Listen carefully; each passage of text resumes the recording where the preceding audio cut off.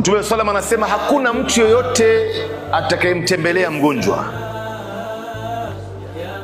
Hakuna mtu yoyote atakayemtembelea mgonjwa akishatoka kwa ule mgonjwa isipokuwa malaika 70,000 watamuombea huyu aliyokwenda kumtembelea huyo mgonjwa. Ikiwa amekwenda jioni watamuombea mpaka alfajiri, na ikiwa amekwenda asubuhi watamuombea mpaka jioni.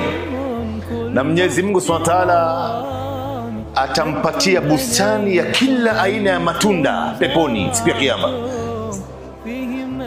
Malaika 70,000 ndugu zangu.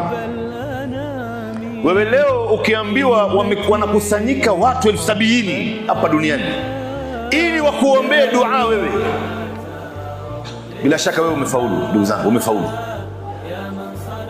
Na hawa ni binadamu, kuna waovu na wema ndani yao, lakini malaika